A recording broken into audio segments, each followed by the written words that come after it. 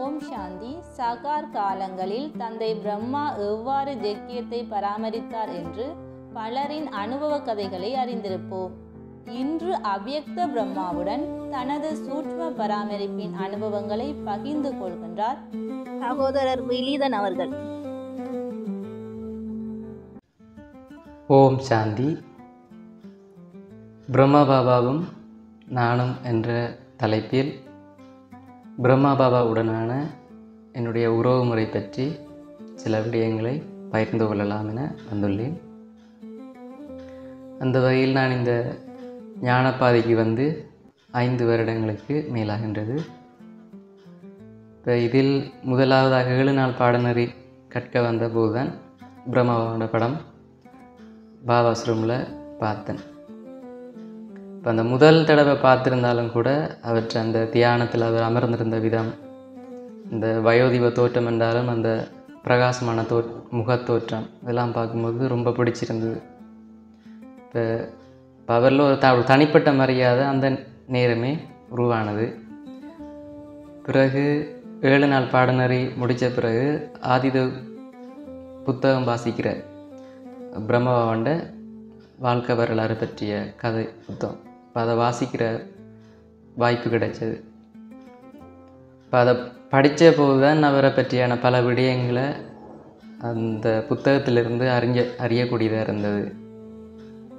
இப்போ இதில் வந்து பிரம்மபாவண்ட வாழ்க்கை வந்து சிறு வயதிலிருந்து ஒரு சாதாரணமாக தொடங்கியிருந்தாலும் அப்புறம் படிப்படியாக அவற்றை வளர்ச்சி என்றது அதிவேகமாக இருந்தது வெளி உலக வாழ்க்கையில்.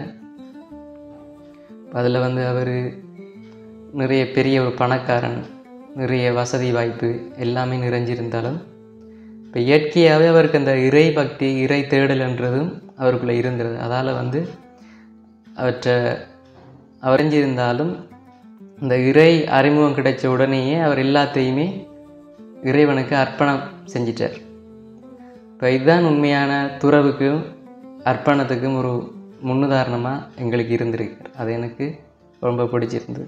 ஏண்டா சந்தர்ப்ப சூழ்நிலைகளால் எதாலையும் அவர் துறக்காமல் எல்லாம் நிறைஞ்சிருக்கும் போது அவராகவே விரும்பி எல்லாமே இறைவன் பணிக்கும் இறைவனுக்கும் தன்னை அர்ப்பணித்து கொண்டார். மற்றது வந்து அதே வேளை பிரம்ம பாபாண்ட பராமரிப்பு, அவர் வாழ்ந்த காலத்தில் வந்து அந்த நேரத்தில் அர்ப்பணமான சகோதர சகோதரிகளை பிரம்ம பாபா பராமரித்த விதம் வந்து ரொம்ப அற்புதமான விஷயம்னு தான் சொல்லணும். இப்போ அதில் நிறைய நடந்திருக்கு. அவர் நிறைய எல்லாருமே நல்ல ஒரே விதமான அன்பு, இப்போ எல்லாமே நல்ல சீராக இருந்தது. இப்போ நாங்கள் அந்த புத்தகத்தை வாய்ச்சும்போது கொஞ்சம் யோசித்தோம், அது அவற்றை காலத்தில் எப்படின்னு. ஆனால் இப்போ நடைமுறையில் கூட பிரம்மபாபா இல்லாட்டியும் அவர் அவ்யக்தமாகி அவர் அந்த பௌதிக உடம்பை துறந்து நிறைய காலமானாலும் அந்த உயிரோட்டமான அந்த அன்பும் பராமரிப்பும் இன்று வார ஆட்களுக்கு வந்து இன்று வந்து அறிமுகமாகிற அவற்றை வாரிசுகளுக்கு வந்து அது கிடைச்சி கொண்டு தான் இருக்குது. அவர் இல்லாட்டியும் இப்போ எங்களுக்கு மூத்தவர்களோட கிடைக்கிற வழிகாட்டலாக இருந்தாலும் சரி, பராமரிப்பாக இருந்தாலும் சரி, அந்த பிரம்மபாபாட்டிருந்து கிடைக்கிற அந்த அன்பு பராமரிப்பு தான் இப்போயும் எங்களுக்கு கிடைச்சி கொண்டு, அதை அவர் கொடுத்து கொண்டு தான் இருக்கிறார்.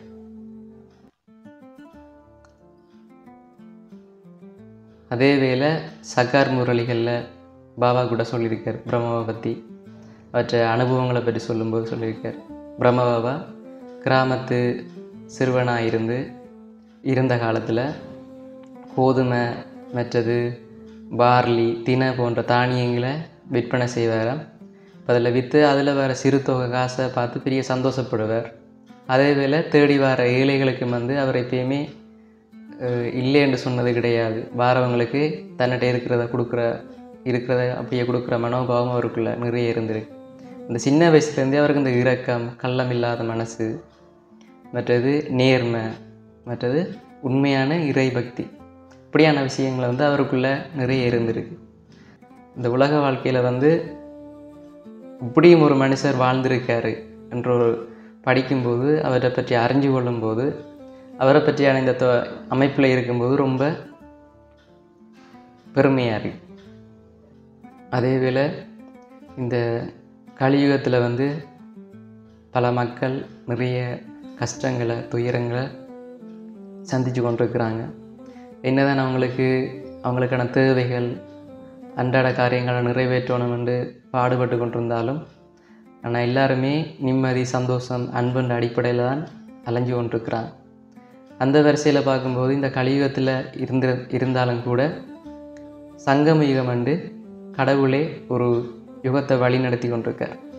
அதுக்கு அடுத்தபடியாக பிரம்ம பாபா இருக்கார். இப்போ இதில் தான் பிரம்ம பாபாண்ட பராமரிப்பு அவற்றை ஆன்மீக அன்புன்றது எப்படிப்பட்டது என்றதை உணர முடியுது. இப்போ இவ்வளோ பேர் நிறைய இப்போ உலகம் எப்படி ஒன்றை தேடிக்கொண்டிருக்கு, எந்த மாதிரி வாழ்க்கையை எதிர்பார்த்து அவங்க போய்கொண்டிருக்கிறாங்க. ஆனால் கடவுள்ட அன்பு அதேவேளை பிரம்மபாவண்ட பராமரிப்பு இதெல்லாம் கிடைக்கிறன்றது சாதாரண விஷயம் இல்லை. அதோட இந்த பிரம்மபாவா தான் சத்தியத்தில் நாராயணனா ஆட்சி செய்ய போகிற அந்த ஆத்மா. அந்த ஆத்மாவை இந்த கலியுக கடைசியில் இவ்வளோ பேருக்குள்ளேயும் நம்ம அறிஞ்சு கொண்டுட்டோம், அவரை தேடி பிடிச்சிட்டோம். அவர் எப்படி அவரை பற்றியான வாழ்க்கை வரலெல்லாம் தெரிஞ்சு கொண்டது நம்மளோட பல பிறப்புகளோட பிறவி ஜென்மத்திலே ஒரு பெரிய ஒரு சாதனை என்று கருதி கொள்கிறேன். ஓம் சாந்தி.